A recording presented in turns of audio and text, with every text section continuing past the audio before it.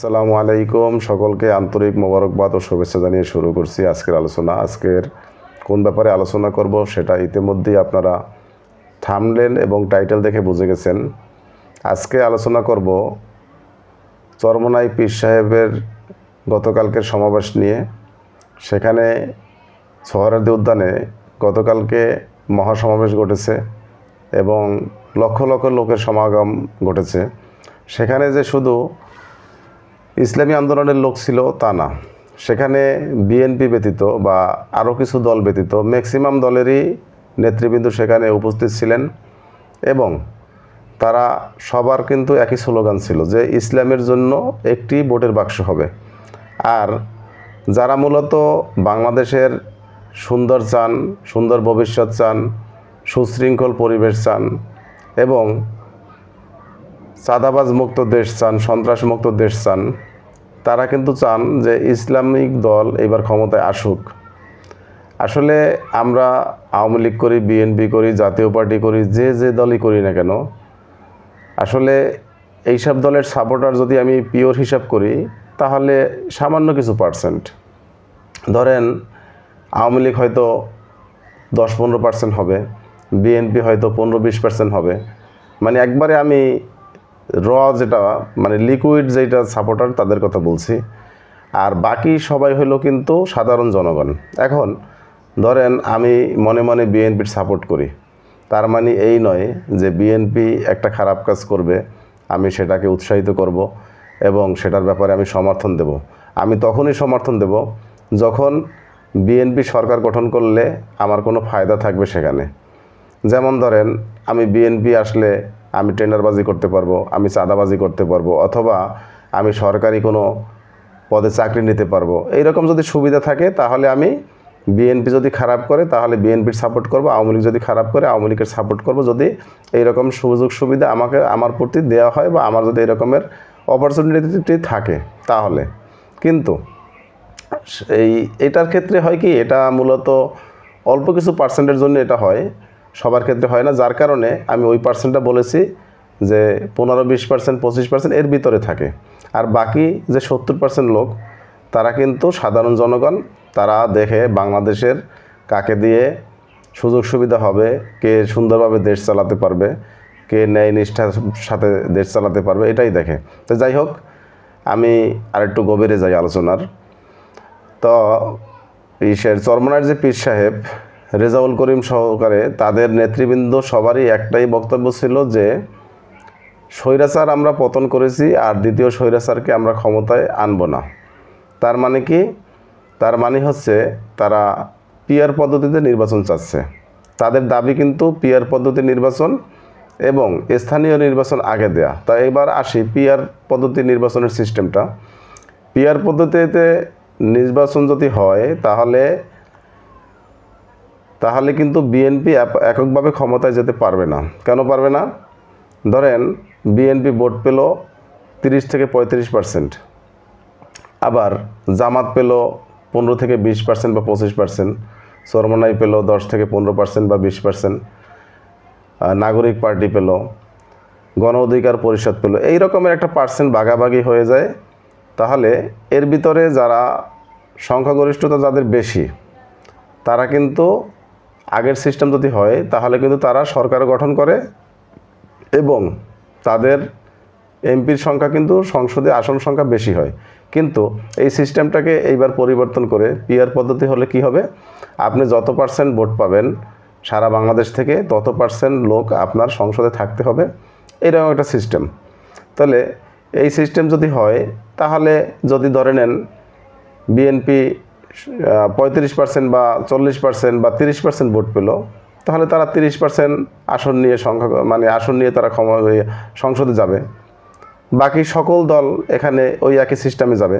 তাহলে কি সংসদে সকল দলের একটা অংশগ্রহণ থাকবে, সেখানে সকল দলের কথা বলার সুযোগ থাকবে। এটা হচ্ছে তাদের হলো আলোচনা যে এটা আমরা করব এবং এটা করতে পারলে আমরা সকল দল সংসদে যে গিয়ে কথা বলতে পারবো, তাহলে আর আওয়ামী লীগের মতো এককভাবে আধিপত্য বিস্তার করার সুযোগ থাকবে না। এইটা হলো সকল দলের কথা। আর বিএনপির কথা হলো না, এটা আসলে সালাউদ্দিন সাহেব বলেছে যে এটা ইতিহাসে কখনো এরকমের কাহিনী দেখা যায়নি। তো এখন ইতিহাস তো আসলে মানুষে তৈরি করে, ইতিহাস মানুষের প্রয়োজনে হয় এবং মানুষই তৈরি করে। তো ইতিহাসে আপনার বিগত দিনে ছিল না, এখন যদি সেটা হয় সেটা ইতিহাস তৈরি হবে। এটা জনগণের যদি কল্যাণে হয় তাহলে এটাকে জনগণ সমর্থন দিবে। আর ওখানে যারা রাজনৈতিক বক্তব্য রেখেছেন ম্যাক্সিমাম লোকই কিন্তু বলেছেন যে এই সিস্টেম যদি চালু না হয় তাহলে আওয়ামী লীগের মতো তারাও ফ্যাসিস্টের মতো আচরণ করবে এবং একচেটিয়া আধিপত্য বিস্তার করার চেষ্টা করবে, যার কারণে আমরা কিন্তু বাংলাদেশ আর কখনো ভালোর দিকে যাবে না। এবং বিগত দিনে আপনারা দেখেছেন বিএনপির বিভিন্ন থানা, ইউনিয়ন এবং পাড়া মহল্লাতে বিএনপির যারা পাতি নেতা আছে, যারা একটু বড় নেতা আছে, সকল শ্রেণীর নেতারা কিন্তু কম বেশি দুর্নীতি, অন্যায়, চাঁদাবাজি, লুটতরাজ এবং মানুষের সাথে রাব বিহাব এগুলো কিন্তু করেছেন। এখন আমি বিএনপির সাপোর্টার হয়ে ওইগুলো কেন বলতেছি ভাই? আমি তো আগেই বললাম যে আমি বিএনপির সাপোর্টার হতে পারি, কিন্তু বিএনপির অন্ধভক্ত না। এবং বিএনপি যদি কোনো অন্যায় করে সেটাকে আমি সাপোর্ট দিব সেরকম লোক আমি না। আমি ইউটিউবিং করি, এক হলে ইউটিউবিং করার ক্ষেত্রে আমার সঠিক এবং সুন্দর কথা এবং সত্য কথা তুলে ধরতে হবে। দ্বিতীয় কথা হলো আমি বাংলাদেশের সাধারণ জনগণ, বিএনপি থেকে আমার কোনো সুযোগ সুবিধাও আসবে না, আর কোনো আমি ফায়দাও পাবো না, যার কারণে আমার অন্ধভক্ত হওয়ার দরকার নেই। আমি চাচ্ছি বাংলাদেশের সাপোর্ট, বাংলাদেশ যাদেরকে নিয়ে ভালো চলবে তাদের পক্ষেই আমি আছি, সেটা যে কোনো দল হোক না কেন। সেটা যদি ডক্টর মোহাম্মদ ইউনূসের মাধ্যমে হয় আমি তার সাপোর্ট করব, কারণ আমি বাংলাদেশকে ভালোবাসি এবং আমি চাচ্ছি বাংলাদেশ সুন্দর সুশৃঙ্খলভাবে চলুক, প্রশাসনিকভাবে ভালো থাকুক, দ্রব্যমূল্যের দাম কম থাকুক, আমরা রাস্তাঘাটে সুন্দরভাবে হাঁটতে পারি, বাজার করতে পারি, সব কিছু একটা নিয়ন্ত্রণে থাকবে, তাহলেই আমরা সোনার বাংলাদেশে থাকতে পারবো। আর সোনার বাংলাদেশে আমরা চাচ্ছি। সেক্ষেত্রে আমার কোনো দল সাপোর্ট নেই, আমার সাপোর্ট হচ্ছে বাংলাদেশ। বাংলাদেশ যে ভালোভাবে এগিয়ে নিয়ে যেতে পারবে তাকেই আমরা সাপোর্ট করব। যাই হোক, এই গেল তাদের কথা। এরপরে সেখানে কিন্তু গণ অধিকার পরিষদের নুরুল ইসলাম আর নুরুল হক নূর উনিও কিন্তু বক্তৃতা রেখেছেন।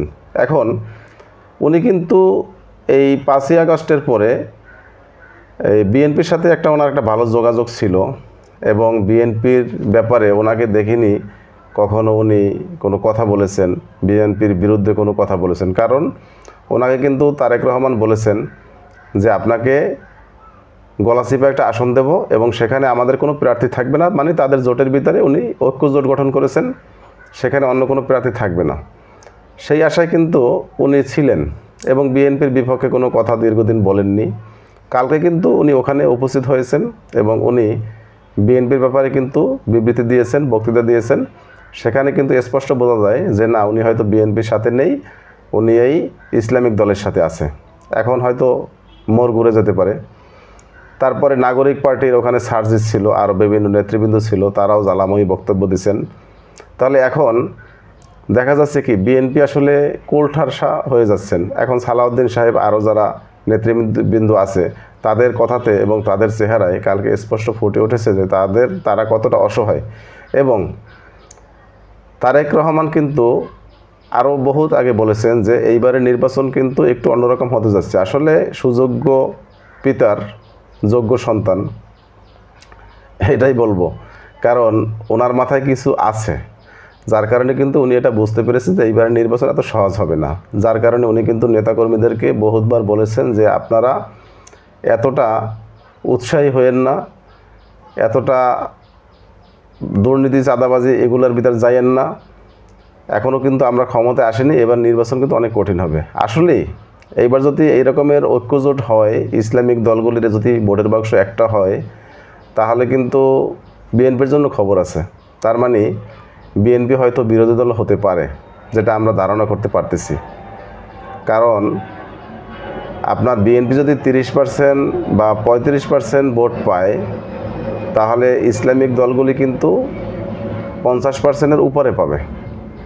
তাহলে সংখ্যার দিক থেকে, সংখ্যাগরিষ্ঠতার দিক থেকে তাদের আসন সংখ্যা বেশি থাকবে এবং তারা কিন্তু ওখানে প্রধানমন্ত্রী হবে, তারপরে এমপির পার্লামেন্টের মেম্বারের সংখ্যা তাদের বেশি থাকবে। সেক্ষেত্রে তাদের কিন্তু একটা আধিপত্য থাকবে।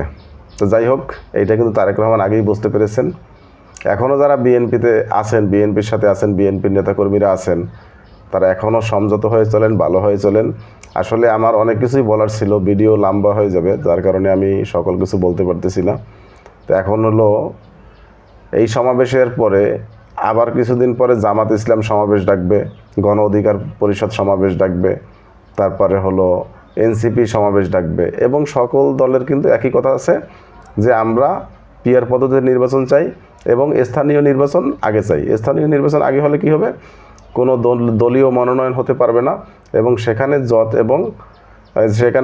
মানে সৎ এবং যোগ্য লোক কিন্তু ওখানে নির্বাচনে অংশ নেবে। যাই হোক, ধন্যবাদ, অনেক কথা বলে ফেললাম। আমি আসলে ক্ষুদ্র মানুষ, আমার অতটা রাজনৈতিক জ্ঞান নেই, তারপর যতটুকু বুঝেছি তার ভিতর থেকে আপনাদের সাথে একটু শেয়ার করলাম। যদি কোথাও ভুল ভ্রান্তি হয়ে থাকে, যদি আমার কথার মাধ্যমে কেউ কষ্ট পেয়ে থাকেন, আমাকে ক্ষমা করে দেবেন। আর আমার নতুন চ্যানেল সাবস্ক্রাইব করবেন, লাইক দিবেন, শেয়ার করবেন, কমেন্টস করবেন। ধন্যবাদ। আসসালামু আলাইকুম ওয়া রাহমাতুল্লাহ।